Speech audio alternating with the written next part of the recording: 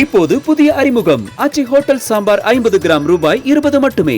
மூத்த வழக்கறிஞர் முதுநிலை வழக்கறிஞர் திரு தமிழ்மணி நம்மோடு இணைந்திருக்கிறார். திரு தமிழ்மணி, இந்த தீர்ப்பு இதனது இம்ப்ளிகேஷன்ஸ் பத்தின உங்களோட வியூஸ். சார், 100க்கு 100 தவறான தீர்ப்பு நான் எனக்கு தெரிந்த சட்ட அடிப்படையில் சொல்றேன் சார். முதல் கோணல் முற்றும் கோணல். இதில் 2 நீதிபதிகள் வைரமூர்த்தி பெட்டிஷன் போட்டப்ப நீங்க யாரு, அதிமுகவுக்கும் உங்களுக்கு என்ன சம்பந்தம், வீதியில போறவங்க எல்லாம் சின்னத்தை பத்தி அவர் புரட்சியாளரை பத்தி வழக்கு போட முடியுமான்னு கேட்டிருந்து அந்த வழக்கை தள்ளுபடி செய்திருக்கணும். நீதிமன்றத்துல ஒரு குறிப்பிட்ட தீர்ப்பு இடைக்கால தீர்ப்பா கூட இருக்கலாம், வழங்கப்பட்டிருக்கிறது. அதற்கு மேல் ஒரு தேர்தல் ஆணையமோ இன்னொருவரோ அதை சரி அல்லது தவறு என்று சொல்லக்கூடிய அதிகாரத்தை நீதிமன்றமே தேர்தல் ஆணையத்துக்கு வழங்குவது என்பது நீதிமன்றத்துக்கு மரியாதை இல்லை என்பதை மட்டுமே வெளிப்படுத்துவதாக நான் கருதுகிறேன்.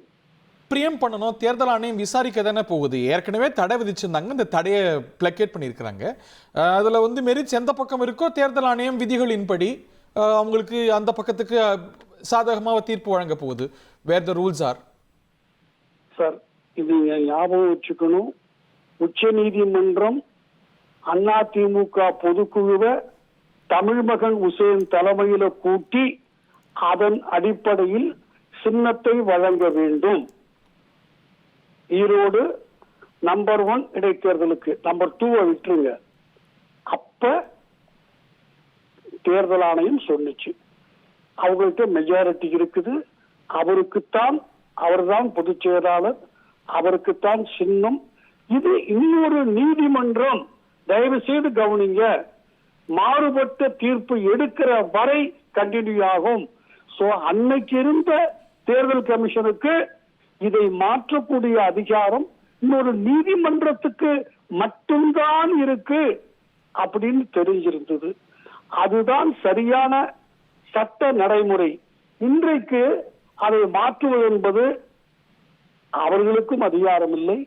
நீதித்துறை தனக்கு இருக்கிற அதிகாரத்தை அவர்கள் முடிவு செய்ய வேண்டும். ஒரு கிட்டத்தட்ட முடிந்து போன விவகாரத்தை 6 மாதத்துக்கு ஒரு மனு கொடுப்பார், கட்சிக்கு சம்பந்தம் இல்லாதவர். அவர் சொல்லுவதையெல்லாம் கேட்டு எல்லோரையும் கேட்டு முடிவெடுங்கள். நீதிமன்றத்தினுடைய நேரம் அனாவசியமான வழக்குகளால் இப்படித்தான் வீணடிக்கப்படுகிறது என்பது என்னுடைய.